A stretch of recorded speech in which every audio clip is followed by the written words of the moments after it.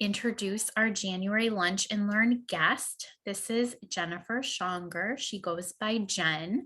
I'm going to screen share and talk to you a little bit about Jen, and then we are going to talk a little bit about her daughter Sadie today. So let me share my screen. Give me 1 second here. Okay.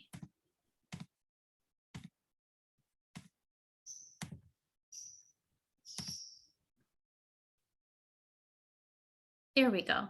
So Jen Schonger is a parent and an autism advocate. She is the program manager for the NJACE. I hope I'm saying that right.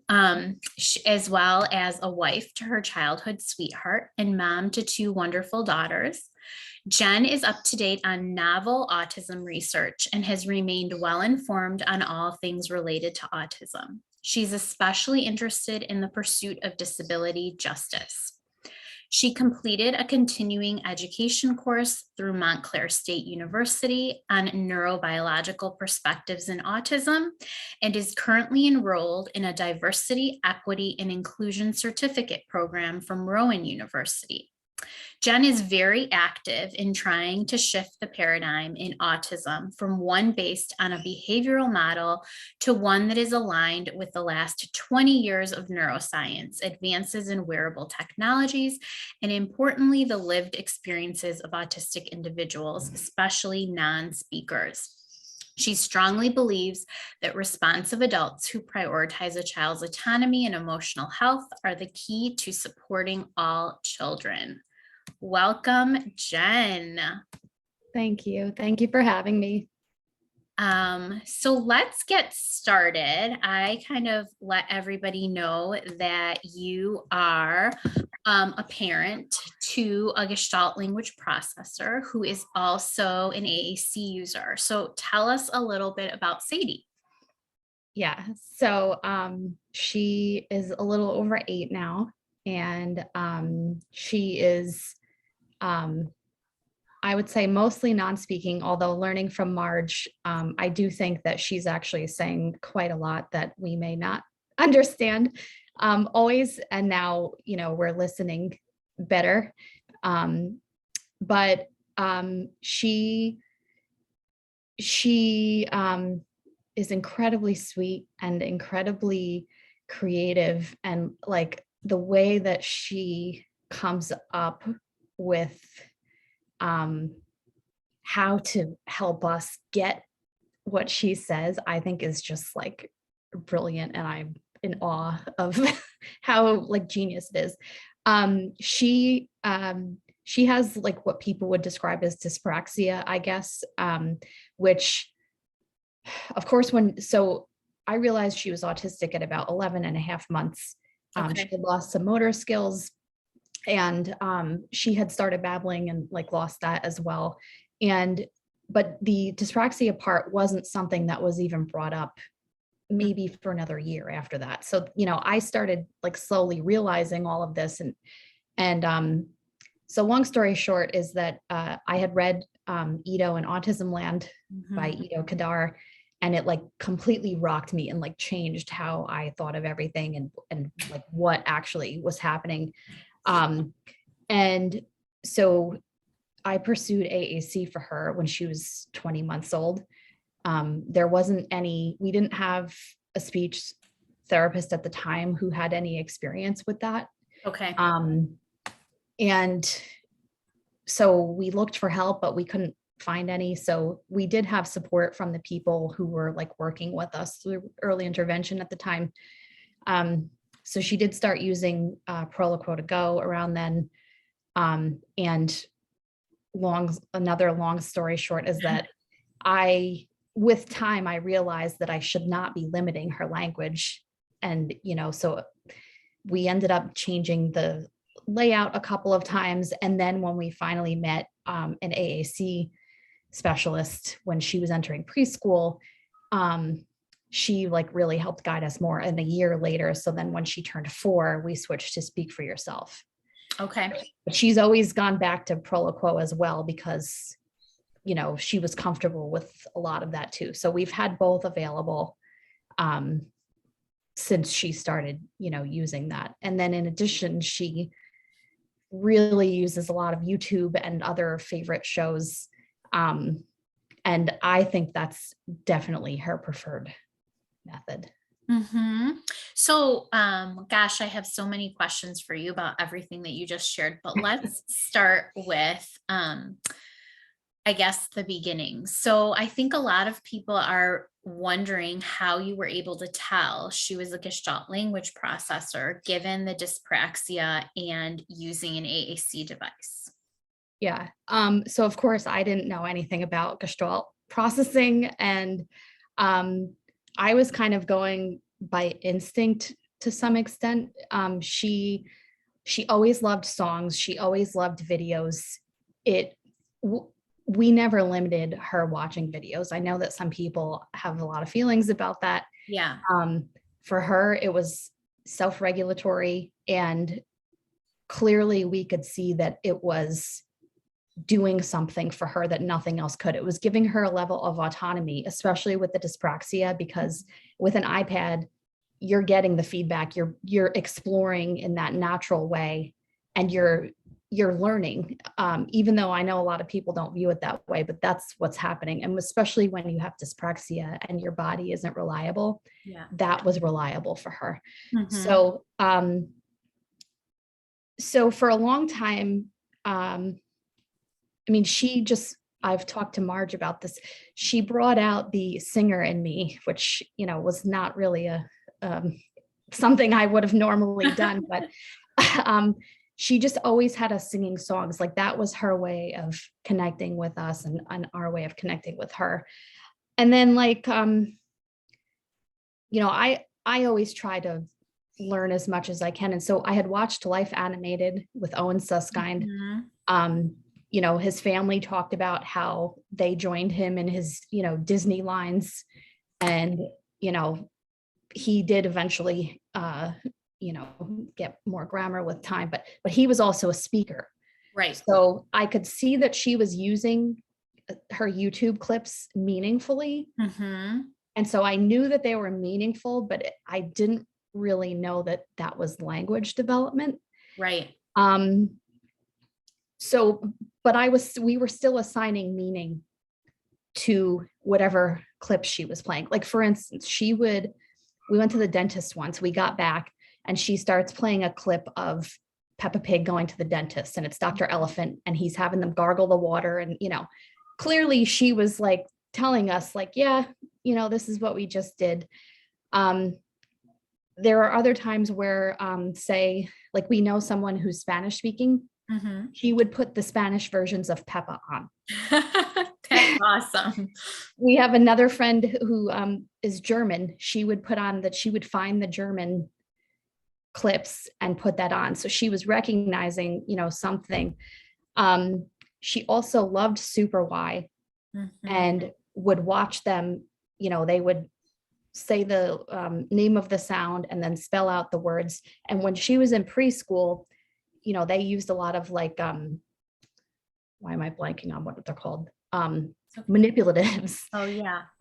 And so she started spelling out the words she was learning from Super Right. Calm down was a phrase. Search, cooperate. And she's like, you know, 3.5, 4, writing cooperate, or, you know, spelling it out. So like we knew that she was picking up a lot from these.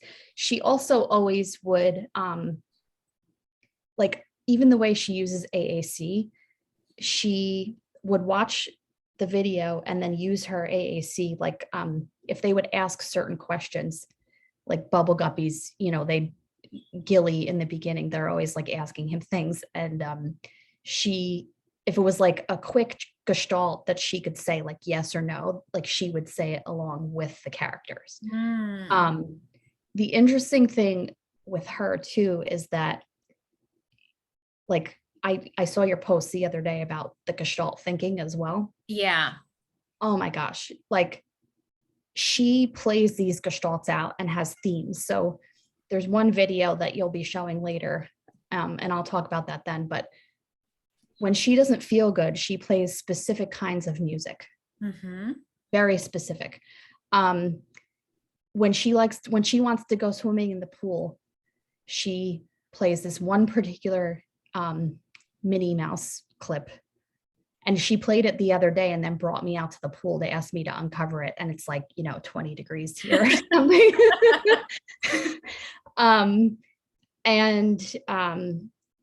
She like, hold on, there's like so many random. Yeah, so many examples. That's okay. Whatever comes to you as we're chatting, definitely share. I think all of that is so helpful to the parents and the speech pathologists listening right now. As I remembered one other thing. Sorry. Oh yeah. Another thing she does is like, so she'll be playing a scene and it'll be like one particular word or one particular sound. And she's like just playing that one tiny little sound or word over and over and over. And the other times, like where I know she's really like, okay, you need to listen to me right now, she's playing the one part over and over and over. And as soon as I acknowledge it, she stops and she goes and plays something else. So it's like she keeps trying, to make sure that I get it. And that's a fantastic example. Can I just interrupt and say our speakers are doing that too, and we need to acknowledge that. And I love how you said, as soon as you acknowledged it, she kind of moved on to something else. Yeah. The other example I wanted to give about like Gestalt thinking is, again, she has dyspraxia. She is also taking these Gestalts and learning motor movements. So for instance, George and Richard will swim a lap in the pool and they get really winded. She has her iPad, she runs across the length of the pool and then starts panting like they do. If she can't just pant like that whenever she feels like it, like this helps her. Another example is there's a Daniel, she loves Daniel Tiger. So that's another thing. His feeling songs are so good and she uses them like incredibly well to describe what's going on with her. And so she'll play this Katerina kitty cat and mom dancing scene. And it's like 1, 2, 3, 1, 2, 3, back and twirl. She does the dance to the song, but she had to study it over and over and over until she could do it. And she does it with my husband or I. Again, those are things that she can't normally just get her body to do, but these scenes are helping her and the feelings are helping her to do that. And there was one other example that I was thinking of. Oh, so another way is that there's a particular Peppa app that has like the main characters and all of the sounds that they make. So like Peppa oinks and, the elephant does the trumpet noise and Danny dog barks. She will play those. So if she's playing a Peppa scene, she has it perfectly timed so that she can bark along with Danny dog, so it's like she's using so many different forms of AAC that are not traditionally counted or accepted or even acknowledged maybe. But, we just kind of like let her do her thing and follow her. And that's the best example right there, right? Because you are individualizing, you are looking and listening and figuring out what she needs. And that's something we keep talking about over and over with the NLA framework and Gestalt processing. We need to kind of understand the child and individualize. So a lot of what is considered traditional AAC, right, is the core, the robust vocabulary. And it's like, that might not be the answer for everyone, right? And it sounds like it's not for Sadie right now. Yeah. And I guess I didn't really answer your question, which was how did we figure out she was a Gestalt processor? And the answer is that her AAC speech therapist texted me because she was watching one of Marge's webinars. Uh-huh. And she was like, I'm going to she actually show this while you talk. okay. She basically, I saved it before. She kind of, oh, okay. I don't know where it is now. Let me see. I'm wasting time. I'm really sorry. Oh, no, that's totally fine. I just, because I loved the realization that we had was like, this is not a language disorder, it's language development. Right. And we both, like, our heads were exploding. We're like, we're both obsessed with finding information and learning. And we were like, how did we not know this until now? And like everything just started making sense. Like we always thought, okay, one other example is that, so her AAC specialist had come into school and was like teaching her to put two words together, because she was kind of stuck at one word on her talker. She can say a lot of things, but it's just one hit. So she had taught her want more. Well, Sadie used that for months. And it was like anything she wanted, she was just saying, want more, or even, even if it was something else, she would say, want more, want more. And so once we started making this realization, it was like, well, yeah, that's why she had, put those two together, because that was one Gestalt. And anyway, so then a few months later, we were still talking about this, and I'm like, what's that lady's name that of the presenter? And then I ended up reaching out to Marge. And so hold on a second. So had Marge presented for NJACE, and this was before you figured out anything about Gestalt processing? No, so Marge presented for NJACE after I figured out, but she had done another, I think it was through ASHA. Okay. Her SLP was taking continuing ed. And immediately she was like, this is Sadie. Okay, so that must have been our ASHA course that came out on Learning Pass. Okay, all right. I think it was in like June of 2020. Yes, Dr. Stiegler's came out in the summer, and then we did a second one in March. Okay. Yeah, okay, that's awesome. I thought for some reason she had been on, and then you're like, whoa, this is my kid.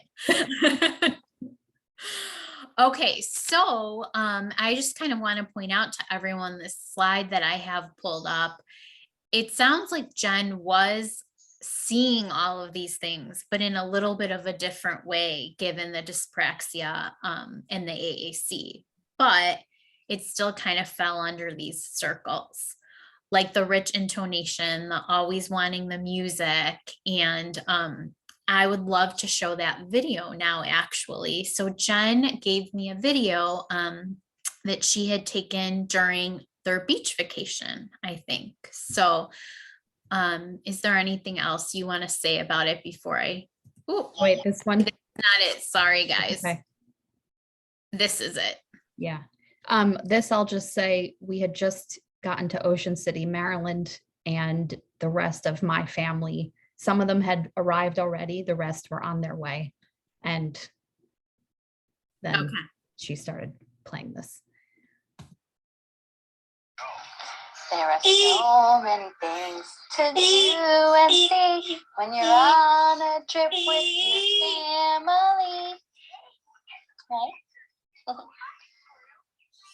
So many things to do and see when you're on a trip with your family. So talk to us a little bit about how you knew you should keep singing, and then talk to us about Sadie covering her ears. Okay, so and sorry about my voice, by the way. Oh my gosh, you have a great voice. You don't want to hear my videos. I think so, just with our relationship, like anytime that I've sang, it just clicks immediately. Like we get in sync, and we are just like, we almost become one, I feel like. Yeah. And like you can just see her whole face brightens up, and she's like, yes, thank you.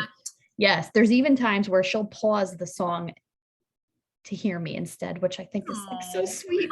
And she's so forgiving too of like, you know, if I mess up the words. But so it's just like I always do it because that's just how we've always connected and it's Uh-huh. always been meaningful. And then you can see that she was also verbally joining in so covering her ears is interesting because for a lot of kids that can be a sign that there's too much coming in, you know, the stapedius muscles might be expanded and they're feeling dysregulated. Mhm. So she does that sometimes as well. In this case, it's almost changing the way the sound comes in. And she seems to do it as like an experiment almost. Like she'll do it at certain times and it seems to be out of enjoyment. Now, of course, I don't know that for 100%. But in this case, it does seem that she's just either helping herself to hear it better or, you know, trying to process the sound better in some way. And how did you discover that? Because I think just speaking for as an SLP, my instinct would be stop singing. She doesn't like it. Right.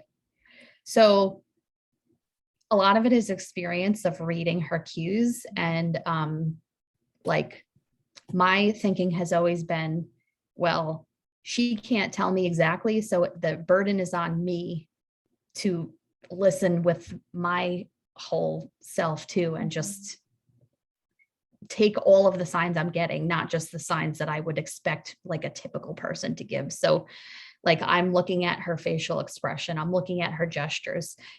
If she wants me to stop, she'll kind of vocalize to me and like put her arm out, like push, like, okay, stop, and be like, oh, and that's like a clear sign to me. If I miss it, she'll persist and like do that again.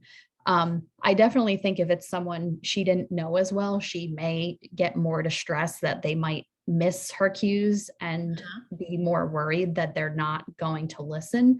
But, you know, she and I are at a place where, you know, she knows that I'm not going to do anything that's going to be Yeah. distracting for her. So, That piece is so important that you brought up. So if she's working with, you know, a new teacher or an aide or something like that, I think this is so important for school staff to understand that it's not behavioral, right. that you're not sometimes understanding the child's message. So they have to do what they need to do to get understood. Right. And I wanted to say something about that because I think like if any school people especially watch, like if you were in a school and you're this little kid and you can't rely on speech and you can't, you know, you have to rely on other people to interpret you are fully communicating, but it might not be the way that's typically expected. Mhm. You're really in a very low power status. And so that in and of itself is going to increase your anxiety by quite a bit. If you add in any, you know, dyspraxia and you can't rely on your body as well, or, you know, whatever sensory environment is going on at school, like there's a variety of factors that really impact the baseline stress level for people, especially though, if you have communication differences. So I just like my priority for her is I would always try to talk to her team about here's what she does in this situation. And in the past, I've kind of made like a communication passport type of thing where it's like, you know, if she's doing this or playing this, like here's kind of what it might mean. Of course, I don't want to put like words in her mouth either. Right. Mhm. But it is like from my perspective, it's always been scary to like send her out and like hope that people will listen to her, you know? I can totally understand that. And we're going to touch upon her school situation and journey in a little bit. But I wanted to ask, what video would you like to show next? Um, The drawing one, the car one. I'm blanking on the third one right now. we can do the drawing one first. Okay. So this is, so she, you know, she has dyspraxia, fine motor is very difficult. Getting her body to initiate is very difficult, holding a writing utensil. But Hey Dougie has a couple of scenes that she likes to watch. And so this is this is what she was doing. Okay.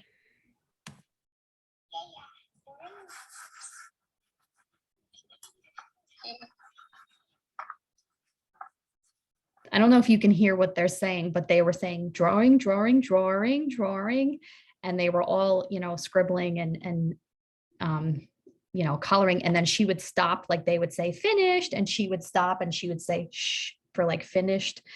And so this is another example though of like the Gestalt is helping her body to do the action. Mm-hmm. Yeah, Marge, I don't know if you want to chime in. I know you're listening. If you want to write in the chat or chime in at all about why this might be, because this is actually something I know at least I have not addressed with my audience yet, how this happens with some kids. Marge, are you there? I don't know if you want to unmute. Oh, maybe she's not. Maybe she'll chime in. She's here. Oh, okay. I am, and I'm sorry for being so distracted. I really wasn't, and I didn't realize I was being viewed. So my kitty and I were negotiating the kitty door. So sorry about that. It's not a big deal. I couldn't see you. So, you know, what I think about is I don't have good episodic memory, but the people I've worked with, like SLPAs, who were really good at episodic memory, could really go back in their mind and spatially look from above, look from their own perspective. I would always try to figure out and ask them, which perspective are you looking from with your episodic memory? And it varies. But the nice thing about it is you basically can walk through life again. And so when you've got that ability, you know, that whole Gestalt, that whole episode really does help motor you, so to speak, forward. Yeah, it's a wonderful, I wish I could do that, but I can't. So, okay, so you feel like it's a reliance on the episodic memory, and that perhaps a lot of us don't have such a strong episodic memory like our Gestalt processors. Yeah, I mean, we left brain people are so boringly referential. I mean, we think that is just like the end all to beat all, or however you say that, you know, to be able to point and do single words and label things. And we SLPs wrote a lot of stuff. But what we need to do really is live episodes with episodic thinkers. And that's why people like Sadie and Rachel Dorsey are just opening up our thinking so dramatically. Thank you, Jen, for all that stuff. I love the particular video where Sadie is dancing around the room and using the space in the room to access her different devices. And I think we have a small clip of that, Alex. Okay. That's where, so that was the first day that I added Gestalts to her Proloquo. I don't know why it's doing that. No, it's okay. So that's a clip of when she's sick and she plays a particular. Okay, we'll go to the next one. Hold on, if it lets me. This one? No, this is another one. You could play this if you want, but those are the only ones I have. Oh, really? I must not have. I think there were 4, but you can describe it. Okay, so basically, the day that we first added Gestalts, so I recorded them from YouTube, put them onto Proloquo, even though that was like against, you know, all best practice that anyone's ever heard. I love my AAC, Kate Flaxman. She was like, just do it. So it was like the greatest thing. She was prancing around the room, like looping around and jumping. It was like the best thing that ever happened to her, to see that now she had these on her AAC. And and it happened to be raining that day. And one of the clips she had been playing earlier was, "It's just a little sprinkle." And so that was one of the gestalts that I put onto her talker. Okay. So basically she's in the family room and she's got the regular, so we have multiple iPads. There's the talker iPad, there's the play iPad. She's got the play iPad with the scene ready to go. And then here's her talker. So she plays the scene that says, "Oh, it's just a little sprinkle." And then she plays it on her talker. And this look she gave me was like it was so cute. And then she starts just prancing around the room. And like just the joy that she was exuding, knowing that like, not only do we know that she's communicating this way, but now she has another way that she can do it. It was just amazing. Okay, maybe if you can find that video, I will like attach it when I'll send it to you. post this up on YouTube so that Okay. people can watch it. Okay. Yeah, I cannot believe we're running out of time. We have like 10 minutes left. I kind of wanted you to address school stuff. So, but I do want to show these last two clips. So maybe we can get through them quickly. Okay. So which one would you like me to show next? Maybe we'll just do this car one. Yeah. So for this one, she kept wanting to go for a ride. So she was telling me on her talker, "Mommy's car," which is just it's one button, but we had it say "Mommy's car." And she was kind of getting like distressed. Like she really, really wanted to get out. It was like the middle of winter. It was freezing. I didn't really want to go, but she kept asking. So I took her in the car, and then you'll see what she says. Okay.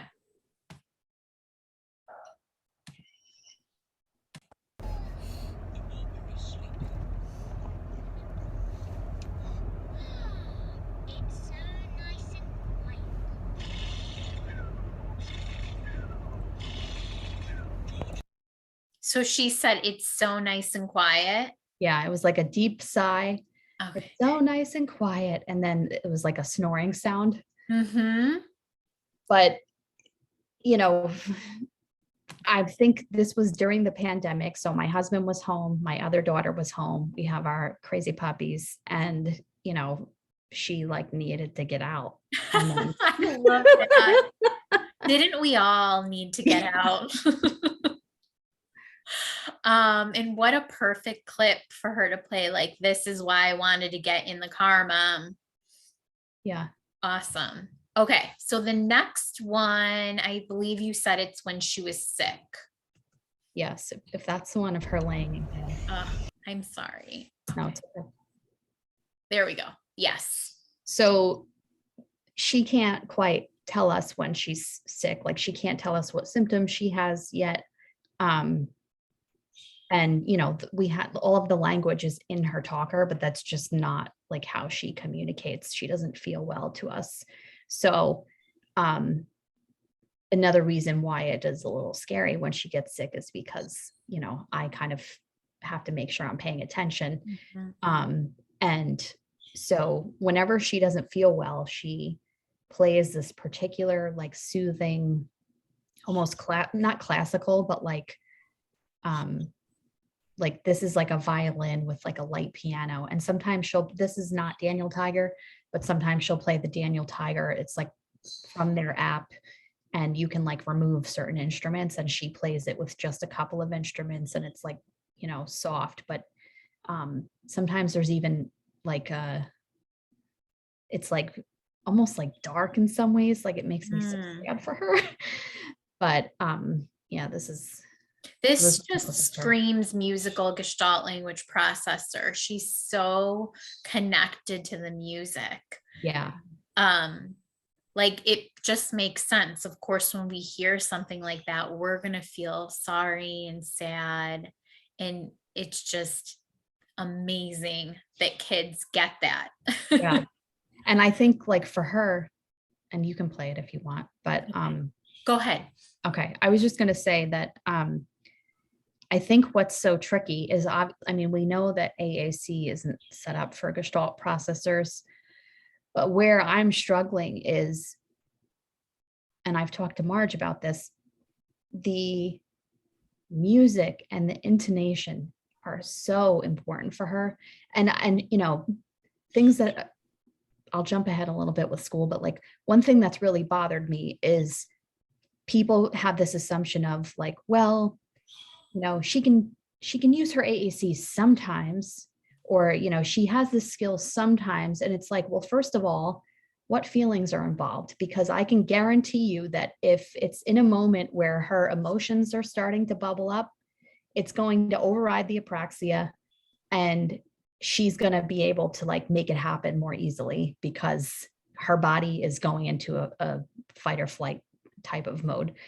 But to her, it's like things don't have the same meaning if you don't have these other elements. And so I don't really know that there's an easy answer. I mean, there's definitely not an easy answer yet for AAC, but like, I don't know what the next step really is either, because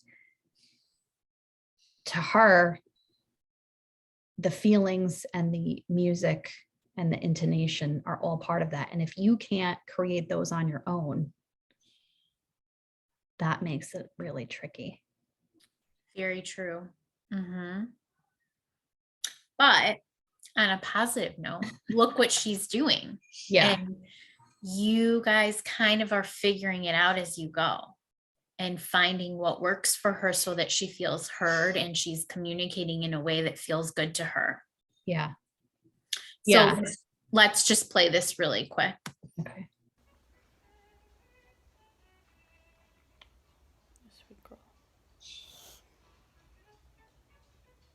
I don't know if you can hear it that well, but I shared the sound. I could definitely hear it faintly. Did yeah. she like bottles, spray bottles? Is that a special interest? Yep. Okay. In fact, if we laying next to her iPad. Yes, she loves holding things that have volume and mass and sound.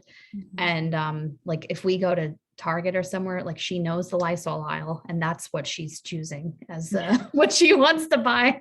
So yeah, I have someone that's really interested in laundry detergent containers.